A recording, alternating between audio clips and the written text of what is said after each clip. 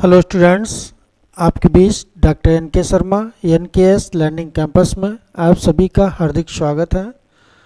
मित्रों, चूँकि हम लोग अभी मध्यकालीन की बात कर रहे थे, मध्यकालीन में यानी कि दिल्ली सल्तनत काल पूरा लगभग हो गया था।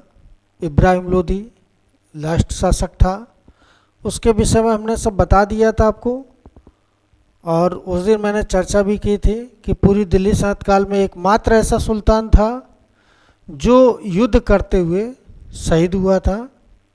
और न्यायतुल्ला खान ने ये स्टेटमेंट दिया था कि वास्तव में जितने सुल्तान हुए उसमें मात्र एक ऐसा सुल्तान जो कि युद्ध करते हुए रणभूमि में मारा गया था। और फिर इसके बाद एक नवीन वंश की नींव पड़ती है। कहा जाए कि मुग़ल वंश, तो मुग़ल वंश के विषय में हम लोग को बताना है, लेकिन उसके पहले जो दिल्ली सल्तनत काल की कुछ महत्वपूर्ण चीज़ें हैं जहाँ से क्वेश्चन ज़्यादा पूछे जाते हैं और लोग वही क्वेश्चन गलत करते हैं और वो नहीं पढ़ते हैं, और अक्सर देखा वहाँ से गलतियाँ ज़्यादा हो रही हैं। जैसे कि स्थापत्य कला, उसके विषय में आपको अच्छे से जानकारी होनी चाहिए। दूसरी चीज़ प्रशासन के विषय में, यानी दिल्ली सल्तनत काल का प्रशासन कैसा था उसके विषय में होना चाहिए, और साहित्य के विषय में।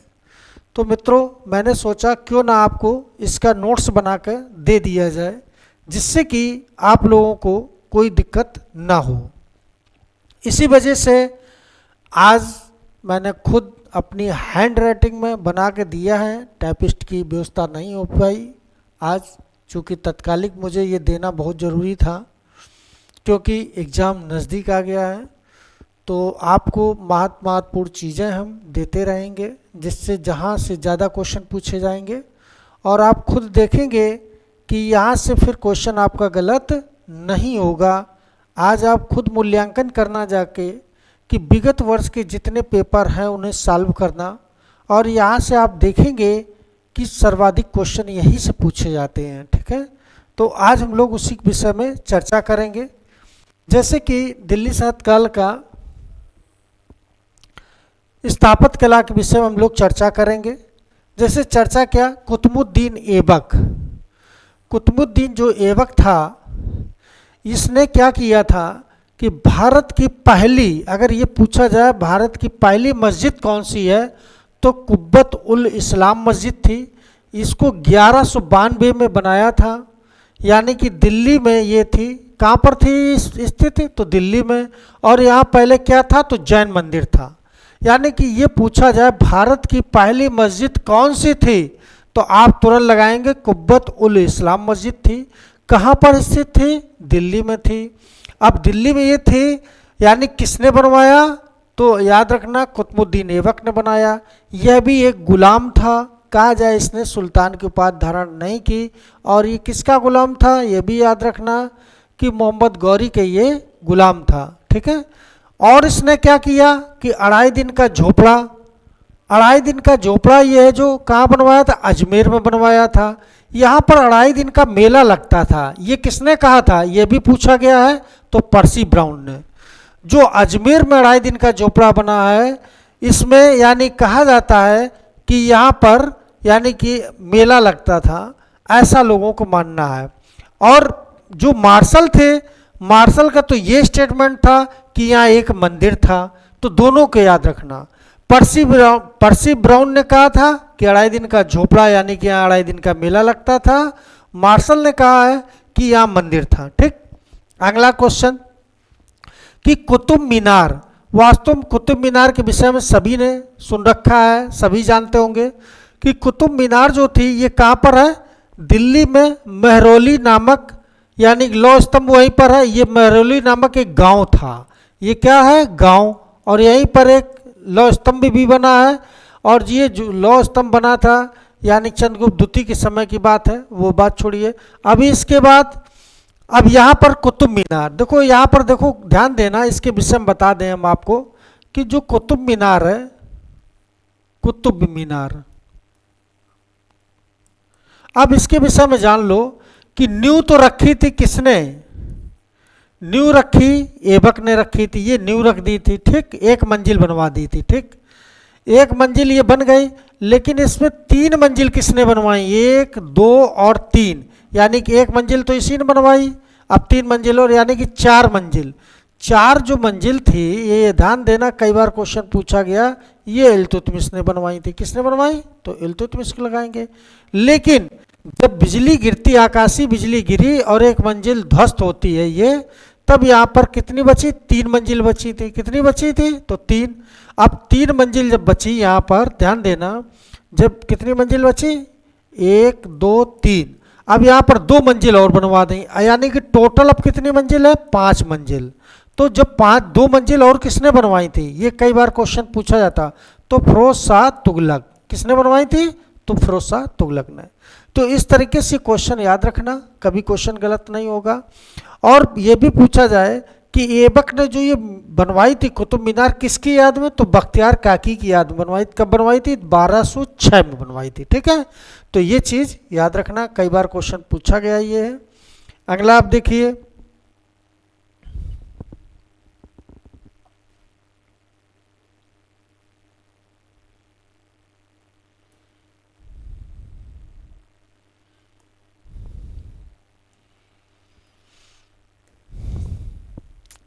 अब इसके बाद इल्तुतमिश के विषय में जरा जानिए कि इल्तुतमिश ने क्या किया, कि इल्तुतमिश ने, ध्यान देना, कि स्वयं का मकबरा बनवाया था। इल्तुतमिश का ये स्वयं का एक मकबरा था, ध्यान देना इसको। ये किसका मकबरा है, ये मकबरा इल्तुतमिश का है। इसमें 4 दिशाएं हैं। अब एक बार अभी पीसस में क्वेश्चन पूछा गया था कि किस तरफ ये मकबरा का दरवाज़ा बंद था, तो याद रखना ये पश्चिम में बंद था, ठीक, पश्चिम में इसका दरवाज़ा बंद था।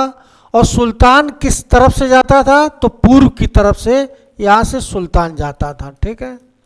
और ये दोनों खुले थे दरवाज़ा, ये भी खुले थे, लेकिन पूर्व की तरफ से सुल्तान जाता था, ठीक। तो प्रवेश द्वार था, ये यहीं से सुल्तान प्रवेश करता था। ये इल्तुतमिश का मकबरा था, ठीक है, जिसे उसने स्वयं बनवाया था, ठीक है, स्वयं इसने बनवाया था। लेकिन इसके बाद इस मकबरे पे और किसने कार्य किया था, तो रजिया ने भी किया था, ठीक है, रजिया ने भी कार्य किया था अपने पिता के उसमें। अब देखो यहाँ पर कुतुब मीनार को 4 मंजिल तक निर्माण किसने करवाया था, तो इल्तुतमिश ने, ये चीज़ याद रखना। और जो बिजली गिरती है, एक मंजिल ध्वस्त होती है, और इसके बाद यानी कि 2 मंजिल और बनवा देता है। अपना खुद का मकबरा कुब्बत उल इस्लाम के पास बनवाया था, ठीक, यानी कुब्बत उल इस्लाम मस्जिद जो थी, कहाँ, दिल्ली में थी ये, दिल्ली में। और किस जगह, लौह स्तंभ जो था वहीं पास ही में है, ठीक, ये महरौली गांव में। किस जगह, तो महरौली गांव में, महरौली गांव था वहीं पर, ठीक। तो ये चीज़ याद रखना। दूसरी चीज़, जोधपुर की विजय की थी इसने, तो उसी उपलक्ष्य में इसने क्या किया था, अतार्किन का किला बनवाया था। देखो एक चीज़ याद रखना, कई बार क्वेश्चन पूछा गया है कि जोधपुर की विजय के उपलक्ष्य में अतार्किन का जो किला बनवाया, इसी से प्रेरणा लेके ऐसा गुजरात की विजय के उपलक्ष्य में, यानी कि किसने किया था, अकबर ने भी किया था, ठीक है। तो ये चीज़ याद रखना। तो बुलंद दरवाज़ा बनवाया तो उसने, ठीक। आगे देखिए कि मुइनुद्दीन चिश्ती की दरगाह। अब कई बार लोग पूछते हैं ना कि अजमेर जा रहे हैं, किस लिए, मुइनुद्दीन चिश्ती की दरगाह के दर्शन करने वहाँ जाते हैं लोग, पवित्र कि उनका इस्लाम धर्म का स्थान है। 1230 में उसका निर्माण किसने करवाया, ये कई बार क्वेश्चन पूछा गया है। निर्माण की बात अगर हम करेंगे तो इल्तुतमिश ने करवाया था, ठीक। मुइनुद्दीन चिश्ती वास्तव में मोहम्मद गौरी के समय यानी कि आए हुए थे और बहुत प्रसिद्ध थे, और ये कहा जाए चिश्ती संप्रदाय की स्थापना भी इन्होंने की थी, ठीक है। और कहा जाए कि इल्तुतमिश ने उनकी मज़ार यानी कि वहीं पे दरगाह बनवाई, और ये कहा जाए कि ऐबक ने भी उसका विस्तार किया था, ऐबक ने विस्तार किया था। भारत में अगर ये पूछा जाता है मकबरे का निर्माता कौन है, यानी कि निर्माण करने वाला कौन था, तो इल्तुतमिश था। जिसने पहला मकबरा किसका बनवाया था? नसरुद्दीन का मकबरा बनवाया, यानी कि अपने बेटे का। और कहा जाए जिसके निर्माण में इल्तुतमिश ने करवाया था 1220 में, ठीक है। और ये जन्मदाता मकबरे का कहा जाता है। ये चीज़ कई बार क्वेश्चन पूछा गया कि मकबरे के जन्मदाता किसे कहा जाता है? इल्तुतमिश को कहा जाता है। इल्तुतमिश को किसने खरीदा था? तो ऐबक ने खरीदा था। और दास्ता से किसने इसको मुक्ति दी थी? तो बहुत लोग ऐबक का लगा देते चूंकि ऐबक का दास था। लेकिन मित्रों याद रखना कि एक दास दूसरे दास को कैसे मुक्ति दे सकता है, इस वजह से याद रखना इसको दास्ता से मुक्ति मोहम्मद गौरी ने दी थी। और मोहम्मद गौरी के अंधखुद के युद्ध में प्राण बचाए थे, इसी उपलक्ष्य में ऐसा किया था, ठीक है। तो ये कई बार क्वेश्चन पूछा गया, ठीक है, तो ये याद रखना। अब आगे देखिए कि बलबन का, अब यहां पर आता है बलबन का। बलबन ने क्या किया था कि शुद्ध इस्लामी शैली से पहला मकबरा किसका बना? शुद्ध इस्लामी शैली यानी कि पूर्णतः इस्लामी शैली का प्रयोग किसके मकबरे में हुआ था? तो याद रखना ये बलबन का मकबरा था, ठीक है। दिल्ली के राय पिथौरा नामक किले के पास ये स्थित है और ये कई बार क्वेश्चन पूछा गया है, ठीक है। दिल्ली में राय पिथौरा किले के पास है और ये बलबन का मकबरा यानी बहुत फेमस है।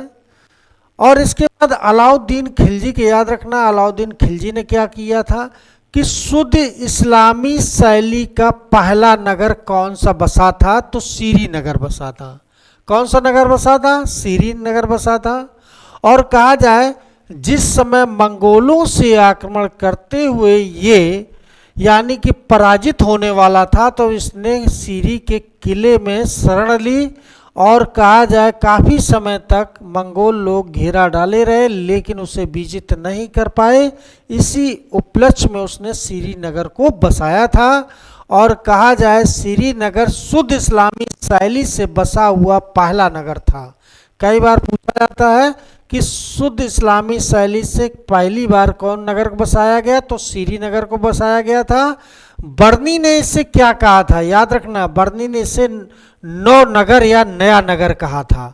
बर्नी ने इसे नौ नगर या नया नगर कहा, ये भी याद रखना।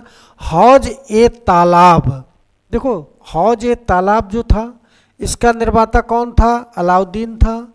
अलाई दरवाज़ा, अब देखो ध्यान देना ये कि अलाई दरवाज़ा जो था विशुद्ध वैज्ञानिक शैली का था, ठीक है, विशुद्ध वैज्ञानिक शैली का बना हुआ था। और कहा जाए कि मार्शल ने स्थापत्य कला का हीरा कहा था और पर्सी ब्राउन जो थे स्थापत्य कला का महत्वपूर्ण खजाना कहा था, ठीक। तो इन दोनों का स्टेटमेंट आता है कि अलाई दरवाज़ा जो था विशुद्ध शैली से निर्मित था, इसे मार्शल ने स्थापत्य कला का हीरा कहा और पर्सी ब्राउन ने स्थापत्य कला का खजाना। क्वेश्चन की इस्लामी शैली से निर्मित पहली मस्जिद किसकी थी? तो जमात खां की मस्जिद थी। शुद्ध इस्लामी शैली से निर्मित पहली मस्जिद थी यानी कि जमात खां की मस्जिद थी। और औलिया की ये दरगाह के ठीक बगल में बनी हुई है, ठीक है, निजामुद्दीन औलिया के जस्ट बगल में बनी है, ठीक। और कहा जाए औलिया ने 7 सुल्तानों का शासनकाल देखा था, ये भी याद रखना। अगला क्वेश्चन,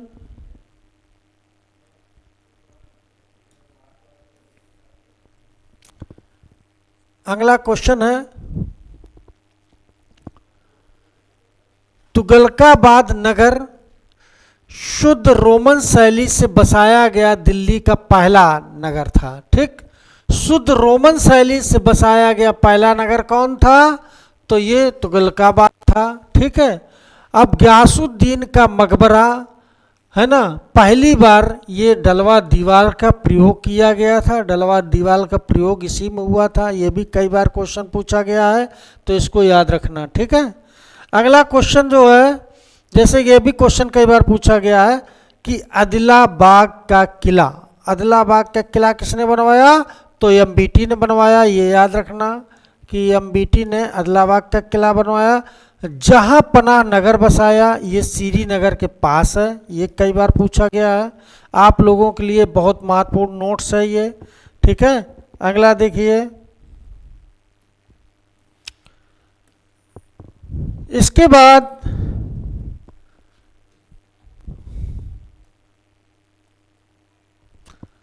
फिरोज शाह तुगलक के विषय में देखो, फिरोज शाह तुगलक ने क्या क्या किया। 12 खंबा महल, फिरोज शाह तुगलक ने क्या 12 खंबा महल सुरक्षा तथा गुप्त निवास हेतु बनवाया था। ये 12 खंबा जो था, यानी कि यहाँ सुरक्षा की दृष्टिकोण और गुप्तचर यानी कि अपने यहीं पर रखे थे, काचा जो गुप्त सूचनाएं देते थे, है ना, कि आज वास्तव में राज्य में क्या हो रहा, दरबार में क्या हो रहा, तो गुप्त सूचना यहीं से अपनी एकत्रित करता था 12 खंबा महल में बैठकर।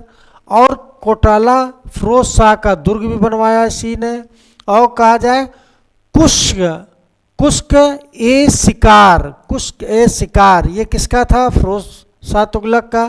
खाने ए जहां तेलांगी का मकबरा, देखो ये बहुत पूछा जाता है, खाने ए जहां तेलांगनी का जो मकबरा था, ये कई बार क्वेश्चन पूछा गया। अष्टकोड़ी निर्मित भारत का पहला मकबरा कौन है, कई बार पूछा गया है कि भारत का अष्टकोड़ी निर्मित पहला मकबरा किसका था। तो में 4 ऑप्शन दिए जाएंगे, तो याद रखना कि खाने जहां तेलांगनी का लगा के आएंगे। और इसको किसने बनवाया था, तो फिरोज शाह तुगलक को लगा के आएंगे। किसने बनाया था, तो फिरोज शाह तुगलक ने।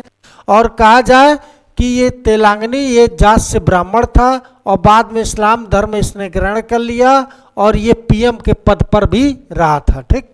अगला कि खिलकी मस्जिद, बेगमपुरी मस्जिद और काली मस्जिद, देखो याद रखना ये 3 मस्जिदें हैं, एक खिड़की मस्जिद है, बेगमपुरी मस्जिद है, काली मस्जिद है। ये तीनों जो मस्जिदें थीं ये दिल्ली में बनी हुई हैं।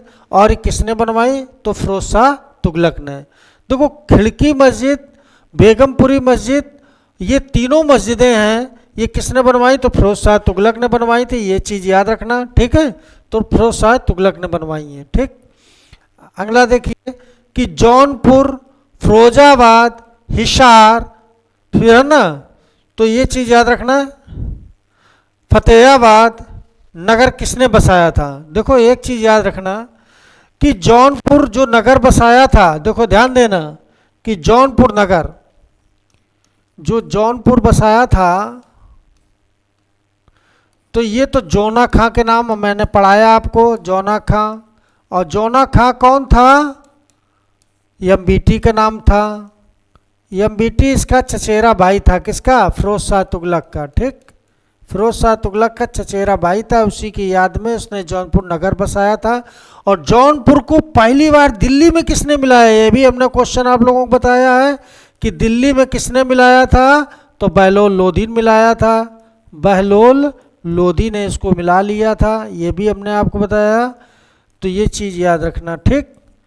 अब अगला क्वेश्चन कि फिरोजाबाद ये सुहाग नगरी के नाम से किसे जाना जाता है, तो फिरोजाबाद को जाना जाता है।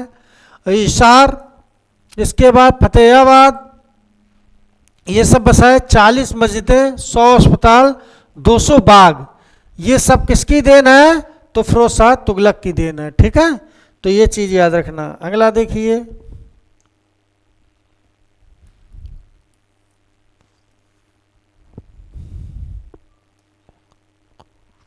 लोधी काल के कि बहलोल लोधी जो था, इसने बहलोल लोधी का मकबरा किसने बनवाया था, तो सिकंदर लोधी ने। अब देखो सिकंदर लोधी ने बहलोल लोधी का मकबरा बनवाया, चूंकि उसका पिता था। और वास्तव में लोधी वंश जो आया, ये कहा जाए कि मकबरे का काल कहा जाता है, ठीक है। मकबरे का काल किसके समय कहा जाता है, तो लोधी वंश के समय मकबरे का काल कहा जाता है। कई बार ये क्वेश्चन पूछा गया है, तो ये चीज़ याद रखना, ठीक है। दूसरी चीज़ मकबरे का काल कहा गया है। और दूसरी चीज़ याद रखना कि सिकंदर लोधी इसका मकबरा किसने बनवाया? तो देखो यहाँ भी पिता ने, यानी कि अपने पिता का मकबरा किसने बनवाया? तो सिकंदर। देखो यहाँ पर ध्यान देना, इब्राहिम लोदी। अब यहाँ इब्राहिम लोदी सिकंदर लोदी का मकबरा बनवाता है। और कहा जाए सिकंदर लोदी ने ही 1504 में आगरा की स्थापना की थी। आगरा नगर किसने बसाया था? तो इसी ने बसाया था। और 1506 में इसने आगरा को राजधानी बनाया था। ठीक है, तो लोधी काल की दूसरी राजधानी थी। लोधियों की दूसरी राजधानी कौन थी? तो याद रखना, आगरा लगा के आएंगे, और पहली राजधानी तो दिल्ली ही लगाएंगे, आगरा मत लगा देना। ठीक। और इब्राहिम लोधी का जो मकबरा था वो किसने बनवाया? तो बाबर ने बनवाया था। और कहा जाए कि पहली बार ऐसा हुआ कि किसी दुश्मन का मकबरा, यानी कि एक तरीके दुश्मनी हुआ, चूंकि उससे युद्ध हुआ, लेकिन उसकी ऐसी, यानी कि कहा जाए न्याय प्रणाली थी, और कहा जाए अपने सरदारों के प्रति, अपनी सेना के प्रति ईमानदारी की वजह से ऐसा उसने किया था। क्यों? क्योंकि जब चारों तरफ से इब्राहिम लोधी घिर जाता है, अभी भी उसे भागने का अवसर था, एक रास्ता था जो सेना लेके जहाँ बाबर आया, चौथा भी एक था रास्ता जहाँ निकल सकता था, लेकिन निकला नहीं वो। और कहा जाए यही कारण हुआ कि बाद में वो युद्ध करते हुए शहीद हुआ। उसने अपने एक सेनापति से कहा था, उसने सेना ने कहा सेनापति ने कि आप यहाँ से सुल्तान जा सकते हैं, आप बच नहीं पाएंगे।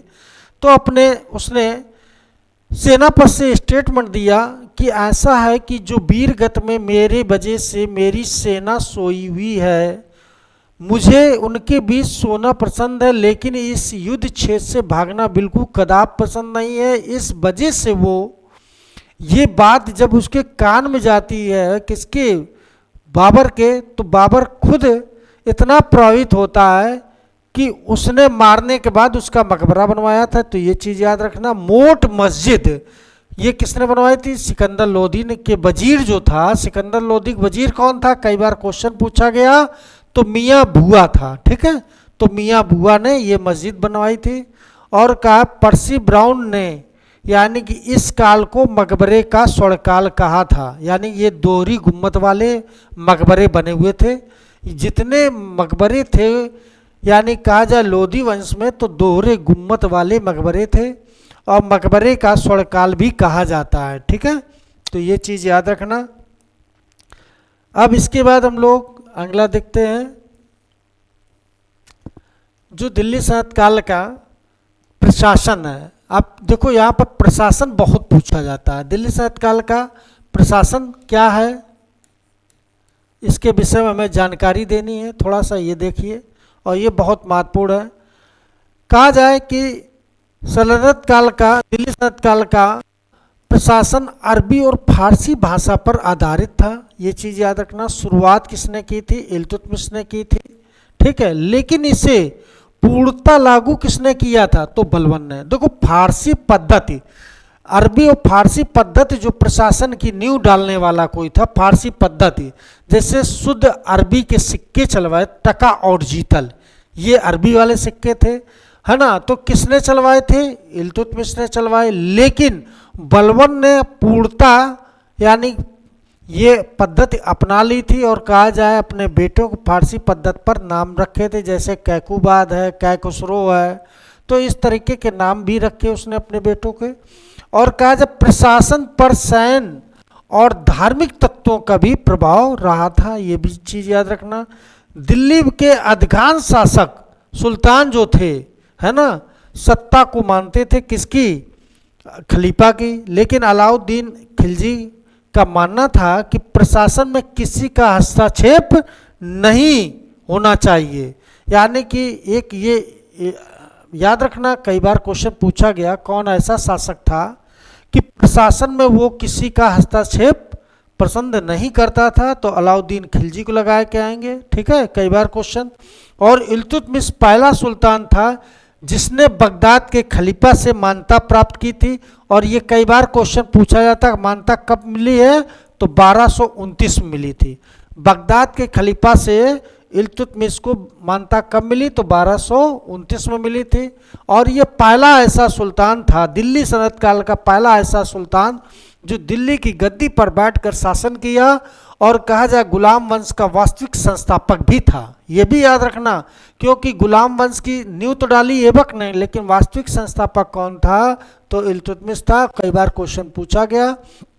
बलबन ने अपने सिक्कों पर खलीफा का नाम अंकित करवाया था और अलाउद्दीन खिलजी खलीफा की सत्ता को स्वीकार करता था, परंतु प्रशासन में वो कोई हस्तक्षेप नहीं मानता था। यानी कि वैसे तो वो कर रहा था, लेकिन प्रशासन में वो किसी का हस्तक्षेप नहीं चाहता था। ठीक है, तो उसने कहा था कि मेरे प्रशासन में किसी का हस्तक्षेप हम मंजूर नहीं करेंगे।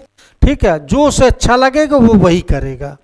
इसका जो पुत्र था मुबारक शाह खिलजी, यानी कि अलाउद्दीन खिलजी का, ये मात्र एक ऐसा सुल्तान हुआ था जिसने खलीफा की सत्ता को मानने से इनकार कर दिया था। ठीक, सत्ता यानी कि खलीफा की सत्ता को वो नहीं मान रहा था, और खुद उसने क्या स्टेटमेंट दिया कि खलीफा का अपने को क्या कहा कि हम स्वयं खलीफा हैं। खलीफा क्या होता है? मैं स्वयं खलीफा हूँ। ठीक, और दूसरी चीज, मोहम्मद बिन तुगलक, फिरोज शाह तुगलक, दोनों ने क्या किया था कि मिस्र के खलीफा से, है ना, खिलाफत प्राप्त किया था। और फिरोज शाह तुगलक तो यहाँ तक कि इसने ये भी किया था कि राजअभिषेक के 6 वर्ष के अंदर 2 बार वो गया, मिस्र गया था। ठीक है, और खलीफा से 2 बार यानी कि मान्यता प्राप्त करी थी। और ये कहा जाए स्वयं को खलीफा का नायब कहा, यानी कि वो क्या कहता था कि हम यानी कि आज जरूर सुल्तान है, लेकिन खलीफा के हम नायब के हैसियत से हैं। ठीक है,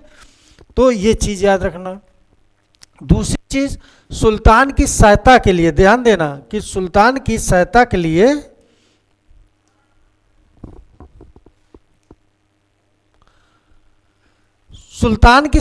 लिए एक मंत्र परिषद होती थी जिसे मजलिस एक क्या कहा जाता? खिलाफत, है ना, खिलाफत कहा जाता है ना। मजलिस से खिलाफत का खिलवत कहा जाता है, कहीं खिलाफत दिया है मजलिस से, तो ये चीज़ याद है। और दूसरी चीज़, इसकी बैठकें जहाँ होती थी वो मजलिस ए खास कहा जाता था। क्या? मजलिस ए खास, ये याद रखना, कई बार क्वेश्चन पूछा गया। मजलिस ए खास किसको कहा जाता था? जहाँ पर बैठकें होती थी और सुल्तान अपने खास लोगों से जहाँ मिलता था उसे क्या कहा जाता? बार एक खास कहा जाता था। और जहाँ पर आम जनता से मिलता था उसे वार ए आजम कहा जाता था। ये चीज़ें याद रखना। ठीक, आम जनता से मिलता था वार ए आजम कहा जाता, जहाँ कुछ लोग खास लोगों से मिलता था वार ए खास कहा जाता। ठीक, कई बार पूछा गया। अब देखो एक महत्वपूर्ण चीज़ और बहुत जो पूछी जाती है, 4 केंद्रीय। अब देखो ध्यान देना कि 4 जो थे केंद्रीय विभाग थे। 4 केंद्रीय विभाग कौन कौन थे? कि दीवाने ए वजारत था, दीवाने ए अर्ज था, दीवाने ए रसालत था, और दीवाने ए इंसा। ये 4 थे। ठीक, लेकिन एक 5वां हमने और ये जोड़ दिया, दीवाने रियासत, ये भी एक महत्वपूर्ण पद था। ठीक, तो ये चीज़ याद रखना। ये 4 तो याद रखेंगे, नंबर 1, नंबर 2, नंबर 3, नंबर 4, ये मेरे हमने ये दीवाने ए रियासत, ये भी याद रखना, बहुत पूछा जाता है। अब सबका हम अलग अलग बता रहे हैं कि क्या क्या इसका महत्वपूर्ण चीज़ है, क्या किसका योगदान कहाँ रहता था, ये भी जान लीजिए। देखो अक्सर पूछा जाता है कि दीवाने ए वजारत, दीवाने ए वजारत, ये वास्तव में अलाउद्दीन खिलजी ने इसका गठन किया था। ये सबसे महत्वपूर्ण विभाग था जिसका प्रमुख वजीर था। ठीक, ये राजस्व सबसे बड़ा अधिकारी, राजस्व विभाग का सबसे बड़ा अधिकारी कौन होता था? तो यही होता था। जैसे आज अगर देखा जाए तो IRS होता, IRS। ठीक, उसी तरीके से ये भी राजस्व विभाग का सबसे बड़ा अधिकारी होता था। उसकी सहायता निम्नलिखित अधिकारी करते थे। कौन कौन करते थे? जैसे कि नायब वजीर, ये वजीर का सहायक होता था। मुशरिफ ए मुमालिक, ये महालेखाकार होता था। मुस्तफी ए मुमालिक, ये महालेखा परीक्षक होता था। नाजिर, ये नाप तौल का अधिकारी होता था। और मजमूनदार, ये आय व्यय से संबंधित अधिकारी होता था। ये कई बार क्वेश्चन पूछा गया, ठीक है, तो ये चीज याद रखना।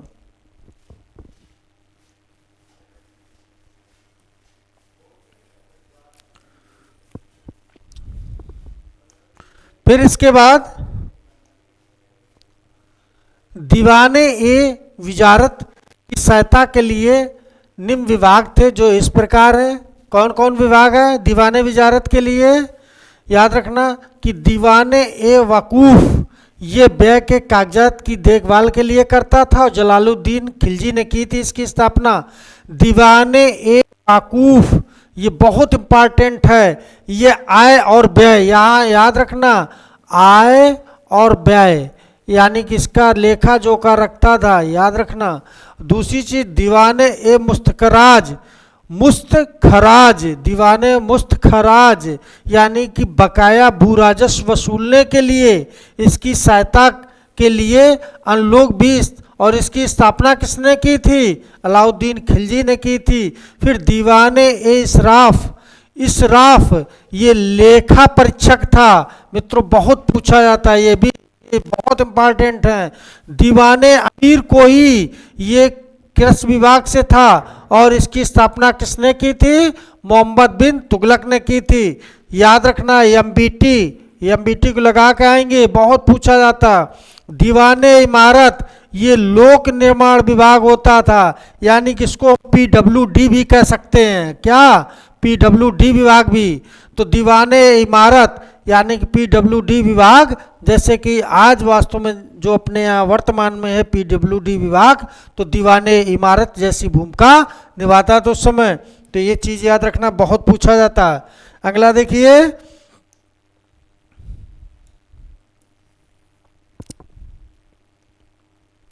फिर इसके बाद कुछ और विभाग हैं जैसे महत्वपूर्ण, जैसे सद्र उस सदूर, ये चीज याद रखना, ये धर्म और दान विभाग था। दीवाने कजा न्याय विभाग था। और देखो याद रखना, सद्र उस सदूर और दीवाने कजा न्याय विभाग दोनों पद पर काजी की सहमत बहुत जरूरी थी। बिना काजी की सहमत के इन पदों पर नियुक्त नहीं होती थी। और कहा जाए कि आलम खाना ये बकाया विभाग था, ये फिरोज शाह तुगलक द्वारा स्थापित किया गया, जो बकाया होता था उसका लेखा जोखा रखता था।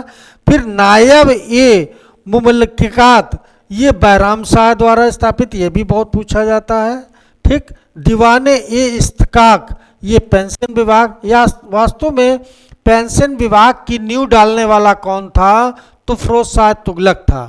फिरोज शाह तुगलक ने देखो पेंशन विभाग की भी नींव डाली थी, बंदागान की नींव डाली यानी दासों के लिए, और कहा जाए कि इसने रोजगार दफ्तर भी खोला था।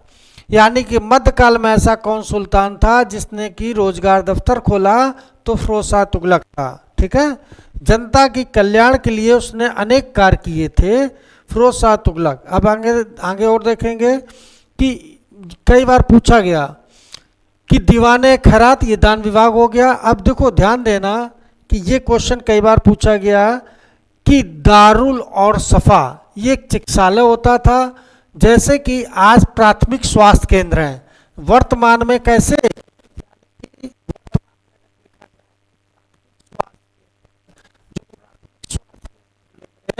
उसी टाइप में दारुल सफा जहां पर लोगों चिकित्सालय की व्यवस्था की गई थी।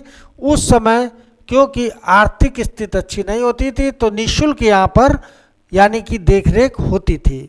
अब यहाँ पर देखो राज दरबार से संबंधित कुछ अधिकारी थे, जैसे वकील ए दर, यानी कि ये वकील ए दर क्या होता था? शाही महल और सुल्तान की व्यक्तिगत सेवाओं करने की देखभाल करता था कि उसके प्रति कोई गड़बड़ न कर सके, क्योंकि उस समय भी बहुत षड्यंत्र होते थे। कोई सुल्तान के धोखे से यानी कुछ भी दे सकता था, जहर दे सकता, कुछ भी मरवा सकता था, है ना। तो इस वजह से देख रेख करने के वकील दर की व्यवस्था की गई थी। वरबक यानी कि दरबार की जो शान शौकत और रस्में जो होती थी उनको ये देखता था। बरबक, बारबक जो था यानी कि दरबार क्या शान शौकत होनी, रस्में क्या होनी चाहिए, उसकी ये देख रेख करता था। अमीर ए हाजिब बहुत पूछा जाता है। अमीर ए हाजिब जो दरबार में शिष्टाचारी होती थी, कि दरबार के शिष्टाचार नियम क्या हैं। सुल्तान से मिलने के लिए ऐसा तो था नहीं कि कोई चला जा मिल ले, लेकिन पहले उसे अमीर ए हाजिब के पास जाना होता था। इसके बाद वो जांच पड़ताल कर लेता था कि वास्तव में ये व्यक्ति सही है, इसे सुल्तान से मिलाना चाहिए कि नहीं। तो ये चीज़ का डिसीजन अमीर ए हाजिब लेता था।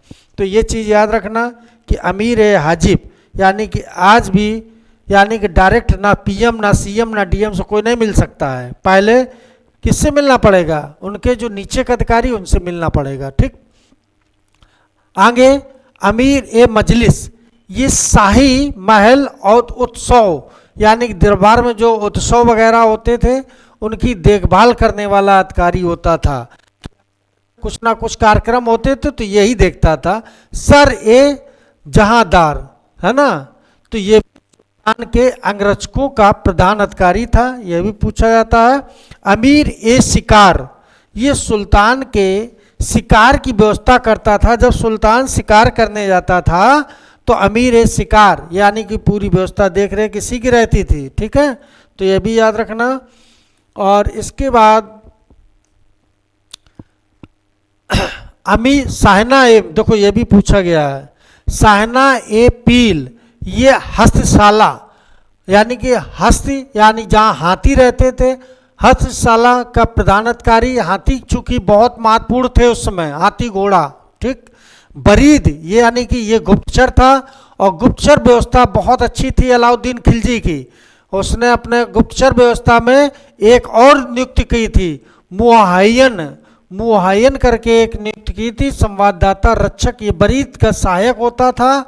कहा था कि अगर गुप्तचर व्यवस्था अच्छी होगी तो सुल्तान उतना ही अच्छा कारोबार संभाल सकता है। ठीक है, गुप्तचर व्यवस्था बहुत अच्छी होनी चाहिए कि उसके प्रति कहीं षड्यंत्र तो नहीं हो रहा। अब देखो इसके ध्यान देने के लिए कौन है, जैसे ध्यान देना जरा, दीवाने एक रसालत है, जहां रसालत आ जाए तो तुरंत विदेश विभाग लगाएंगे। ठीक, फॉरेन मिनिस्टर जिस तरीके से अपने यहाँ है उसी तरीके से उस समय विदेश विभाग तब भी था। ठीक, दीवाने ये रियासत, रियासत मीन्स होता है कि बाजार का नियंत्रण करता था। ठीक है, ये नियंत्रण इस वजह से कि बाजार में कोई गलत चीज़ें यानी कि लागू ना हो, इस वजह से ये ऐसा करता था। और जो माल बाजार में आता था तो दीवाने रियासत से गुजरना पड़ता था, वहाँ एक यानी कि निश्चित टैक्स देना पड़ता था। ठीक, मने हयान करके है, ये भी गुप्तचर विभाग था, यानी कि ये चीज़ छोटे होते थे गुप्तचर, इनका भी याद रखना। आगे और थोड़ा सा बचा है, इसको भी देखिए जरा। और ये चीज़ें आपने अगर तैयार कर ली तो याद रखिए कि फिर आपका यहाँ से क्वेश्चन गलत नहीं होगा, और सबसे ज़्यादा क्वेश्चन यहीं से पूछे जाते हैं। सराय ए अदल क्या था, ये न्याय अधिकारी था। ठीक है, सराय अदल। और बरीद ए मंडी, ये बाजार का निरीक्षक था। अलाउद्दीन खिलजी पहला ऐसा सुल्तान था जिसने की बाजार व्यवस्था की शुरुआत की। और बाजार व्यवस्था क्यों शुरुआत की थी, चूंकि इसे नगद वेतन देना था सेना का, इस वजह से इसने बाजार व्यवस्था की शुरुआत की। सहना ए मंडी, बाजार का अधीक्षक होता था। ठीक है, तो ये चीज़ याद रखना। ठीक, अब मध्यकालीन इतिहास के कुछ चीज़ और है जो आपको बता दें। साहित्य के विषय में थोड़ा सा और देख लीजिए, क्योंकि ये साहित्य भी यहाँ से बहुत क्वेश्चन पूछे जाते हैं। ठीक है, अब साहित्य में जैसे मध्यकालीन का ये जो साहित्य है इतिहास, अब इसके विषय में जरा देखिए कि तहकीके ए हिंद, ये पुस्तक कई बार पूछी गई है। इसकी भाषा पूछी जाएगी तो अरबी लगा के आएंगे। और किसने, तो अलबरूनी लिखी थी। अलबरूनी किसके साथ आया, तो 1017 में महमूद गजनवी के साथ ये युद्धबंदी के रूप में आया था। ठीक है, तो ये चीज़, इसका अंग्रेजी भाषा में अनुवाद किसने किया, तो सचाऊ ने किया। और हिंदी में किसने किया, तो रजनीकांत शर्मा ने किया था। ठीक है, तो हिंदी में किसने किया, तो रजनीकांत शर्मा ने। ताज उल मासिर, ताज उल मासिर ये भाषा कौन सी थी, तुर्की थी। इसका रचनाकार कौन था, मोहम्मद हसन निजामी था। अंग्रेजी भाषा में इलियट और डाउसन, इनने अंग्रेजी भाषा में इसका अनुवाद किया था, यह भी पूछा गया कई बार है। ठीक है, अगला देखिए कि तबकाते ए नासरी, इसकी भाषा कौन थी? फारसी थी। तबकाते नासरी की भाषा कौन थी? तो फारसी थी। इसकी रचना किसने की? मिनाज उस सिराज ने की थी। देखो, तबकाते नासरी में खुद मिनाज उस सिराज ने लिखा है कि वास्तव में दिल्ली का आदर्श सुल्तान कौन था? यानी कि नसरुद्दीन महमूद था, उसी को इसने समर्पित किया था। इसने क्या होता है कि नसरुद्दीन सुल्तान को दिल्ली का आदर्श सुल्तान कहा था। ठीक है, दिल्ली का आदर्श सुल्तान, कई बार क्वेश्चन पूछा गया है, दिल्ली का आदर्श सुल्तान किसे कहा गया? तो याद रखना, नसरुद्दीन महमूद को कहा गया है। ठीक, और अंग्रेजी भाषा में इसका भी इलियट डाउसन ने इसका अनुवाद किया था।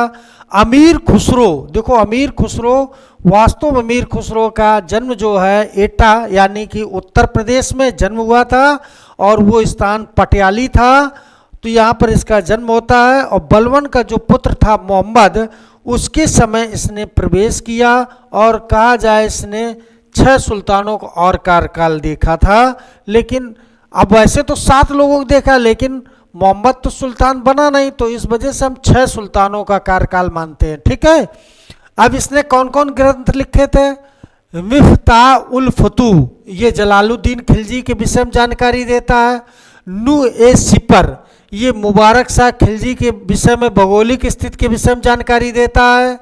फिर आशिक यानी कि गुजरात का जो शासक कण था, उसकी पुत्री जो देवल देवी थी, और खिज्र खां, इस दोनों को प्रेम प्रसंग के विषय में बात की जानकारी देता है। तुगलक नामा यानी गयासुद्दीन तुगलक के बीच जो कूटनीति हुई थी, उसके विषय में जानकारी देता। वास्तव में गयासुद्दीन तुगलक की जो मौत हुई थी, वो अफगानपुर में एक लकड़ी का भवन बनाया जाता है, उसका बेटा खुद मोहम्मद बिन तुगलक बनवाता है। और यह भी कहा गया है कि जो वो भवन बना था, इसमें वो आता है, जैसे एंट्री करता है, स्वागत के लिए बनाया गया, प्रवेश करता है, तो उसका एक बेटा मोहम्मद और खुद गयासुद्दीन तुगलक उसी में दब के मर जाते हैं। इस पुस्तक में जानकारी आपको मिलेगी।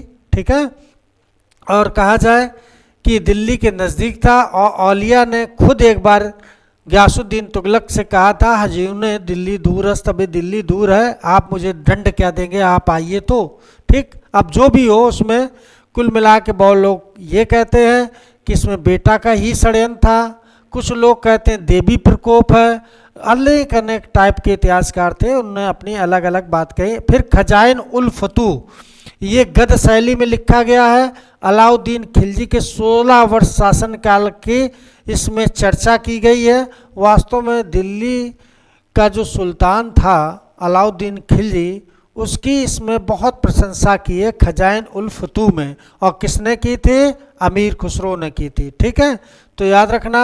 और इसने कितने लोगों का शासनकाल देखा? तो याद रखना, बलवन का पुत्र मोहम्मद के समय आया था, फिर इसने बलवन का कार्यकाल देखा, कैकुबात का देखा, जलालुद्दीन खिलजी के देखा, मुबारक शाह खिलजी के, है ना, देखो मुबारक शाह खिलजी के देखा, अलाउद्दीन खिलजी के देखा, गयासुद्दीन तुगलक, है ना। तो ये सारे याद रखना, जैसे बलवन हो गया, कैकुबाद हो गया। ठीक, फिर जलालुद्दीन खिलजी, अलाउद्दीन खिलजी, मुबारक शाह खिलजी, गयासुद्दीन तुगलक, यानी कि इतने लोगों को इसने शासनकाल देखा था अमीर खुसरो ने। ठीक है, तो ये चीज़। अब एक पुस्तक और, इन बतूता, ये कब आया? तो 1333 में ये आया था। ठीक, किसके समय आया? तो एमबीटी के समय आया था। अब 1333 में एमबीटी के समय आया, तो इसने एक पुस्तक लिखी थी रेहला। तो ये चीज़ याद रखना, रेहला एक पुस्तक इसने लिखी थी। ठीक, यह भी पूछा गया। और काजी के पद पर, काजी का पद जो था उस पर इसकी नियुक्ति भी की थी। किसने? मोहम्मद बिन तुगलक ने। इन बतूता, ठीक, ये कहा जाए, इस पर फिल्म भी बनी है, आप लोगों ने देखी भी होगी। वास्तव में ये यानी कि एमबीटी के समय जब आया, तो पहले तो इसे दिल्ली काजी बनाया गया, बाद में मनमुटाव हुआ तो इसको हटा भी दिया गया। फिरोज शाह तुगलक के समय जरा देख लीजिए, कि दिल्ली का पहला मात्र एक सुल्तान जिसने अपनी आत्मकथा लिखी थी फतवाते ए फिरोज शाही। ये कई बार क्वेश्चन पूछा जाता है, दिल्ली का चूंकि एकमात्र सुल्तान जिसने अपनी आत्मकथा लिखी थी, ठीक, तो ये चीज याद रखना, बहुत बार पूछा गया। बर्नी ने तारीखे ए फिरोज शाही लिखी थी, ठीक, बर्नी ने भी उसकी यानी कि कहा जाए तारीखे फिरोज शाही लिखी, जिसमें कि उसके शासनकाल का उल्लेख किया है, और जहां से बर्नी समाप्त करता है वहीं से अफीक इसे पूरा करता है। तारीखे ए फिरोज शाही दो लोगों ने लिखी थी, यानी कि बर्नी ने लिखी और अफीक ने लिखी थी, है ना, तो ये चीज़ याद रखना। तो आज की क्लास वास्तव में बहुत आप लोगों के लिए महत्वपूर्ण सिद्ध होगी, और ये आप लोग ये जान लेना कि यहाँ से आपके क्वेश्चन ज़्यादा गलत होते हैं, ठीक है। सबसे ज़्यादा क्वेश्चन कहाँ से गलत होते हैं, तो यहीं से गलत होते हैं, ठीक। तो आज की क्लास महत्वपूर्ण क्लास है, और इसके बाद हम लोग मुगल काल में प्रवेश करेंगे, और अब हमारा अगला जो टॉपिक होगा मुगल काल, ठीक है। तो मुगल काल में हम लोग जब प्रवेश करते हैं तो सबसे पहले हमारा कौन आता है, तो ये चीज़ बाबर आएगा, बाबर के बाद कौन आएगा, हुमायूं आएगा, हुमायूं के बाद अकबर आएगा, अकबर के बाद जहांगीर और शाहजहां और औरंगजेब, यानी कि इतने लोगों को हमें पहले बताना है। फिर मुगल वंश का पतन होता है, कैसे पतन हुआ, इसके पीछे क्या कारण थे, कि एक के बाद अगर योग्य उत्तराधिकारी है तो जल्दी पतन नहीं होता है, जहां दुर्बल शासक आना चालू हुए वही पतन प्रारंभ हो जाता है। जब कहा जाए कि औरंगजेब के 3 पुत्र हुए थे, औरंगजेब ऐसा पहला एक बादशाह हुआ जो इतिहास में जो वसीयत लिख के मरा था, लेकिन फिर भी वसीयत लिख के जरूर मरा, लेकिन इसके बाद भी कहा जाए कि युद्ध होना तय था, चूंकि जैसा उसने किया अपने भाई के प्रति वैसा ही उसके बेटों के साथ हुआ था, ठीक है। तो मिलते हैं कल हम लोग पुनः नए टॉपिक के साथ, और बहुत महत्वपूर्ण टॉपिक होगा मुगल काल, ठीक मित्रों। तो आज आप लोगों के लिए इतना ही बहुत पर्याप्त आज है, चूंकि आज आप लोग इसको तैयार कर लीजिए और देखना यहाँ से कितने आप लोगों को प्रश्न मिलते हैं, ठीक है। मिलते हैं कल पुनः।